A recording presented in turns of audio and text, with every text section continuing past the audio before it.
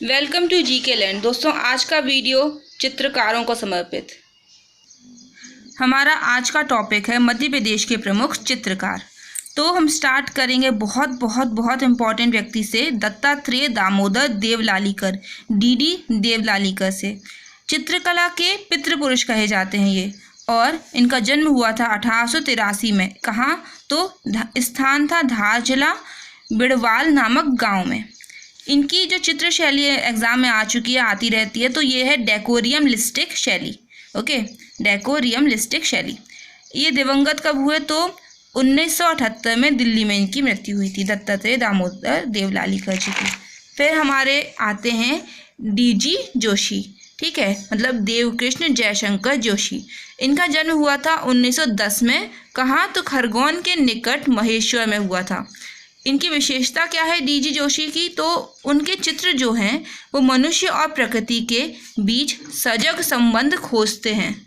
फिर आता है देवयानी कृष्ण का नाम। तो जन्म हुआ था इनका इंदौर में। वे होलकर राजवंश से पारिवारिक रूप से जुड़ी हुई थी। पुरस्कार कौन सा मिला था? तो देवयानी कृष्ण को 1946 में अंतर्राष्ट्रीय चित्र प्रदर्शनी में प्रथम पुरस्कार प्राप्त हुआ था। फिर आते हैं सैयद हैदर रजा। नरसिंहपुर बावरिया ग्राम में जन्मे। 1922 में इनका जन्म हुआ था, और चित्रकला का अध्ययन इन्होंने नागपुर स्कूल ऑफ आर्ट तथा जे स्कूल ऑफ आर्ट मुंबई से किया था। निधन इनका हुआ था सैयद हैदर रजा का 23 जुलाई 2016 को, 94 वर्ष की आयु में, दिल्ली में। फिर इनके उल्लेखनीय चित्रों में बहुत इंपॉर्टेंट पूछ लेते हैं, ये किसका चित्र है? तो अटल शून्य अनंतता, बिंदु, अनसुनी आवाज, माँ, राजस्थान, सफ़ेद फूल, नाग, अंकुरण, स्पंदन इत्यादि हैं। फिर उन्हें 1981 में भारत सरकार द्वारा पद्मश्री और मध्य प्रदेश सरकार द्वारा 1906 में कालिदास सम्मान दिया गया था। फिर आते हैं हमारे विष्णु चिंचालकर।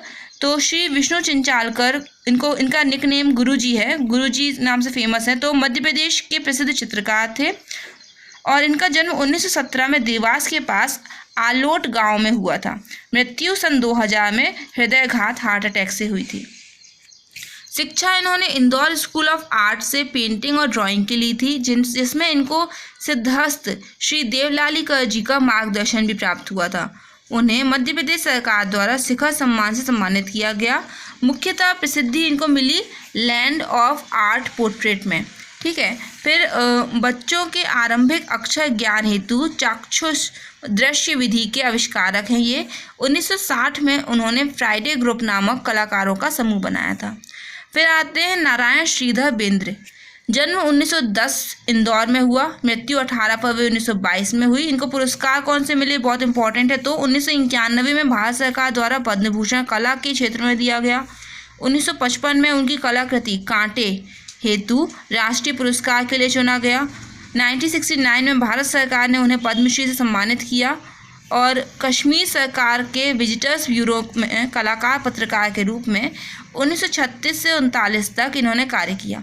1948 में यूएसए की यात्रा की, और न्यूयॉर्क की विंडरमेयर गैलरी में चित्रों की प्रदर्शनी की। ये एग्जाम में आ सकता है कि न्यूयॉर्क की विंडरमेयर गैलरी में किन के चित्रों की प्रदर्शनी हुई थी? तो नारायण श्रीधर बेंद्रे की। फिर आता है बहुत इंपॉर्टेंट नाम MF हुसैन, मकबूल फ़िदा हुसैन। जन्म हुआ था मकबूल फ़िदा हुसैन का 17 सितंबर 1915 महाराष्ट्र में, पंढरपुर में।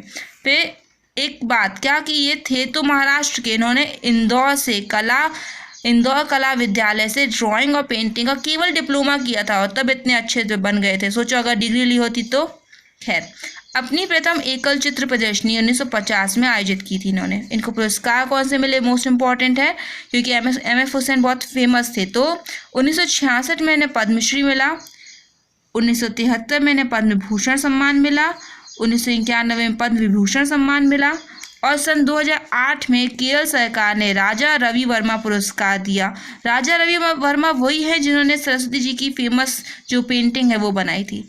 फिर उपलब्धियां क्या है? तो 1952 में प्रदर्शनी ज्यूरिख में लगाई गई थी इनकी चित्रों की।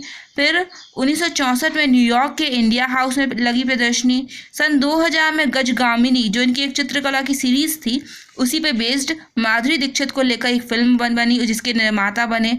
2006 में स्वेच्छा से इन्होंने भारत छोड़ा और लंदन में प्रवास करने लगे। 2010 में कतर की नागरिकता भी मिल गई।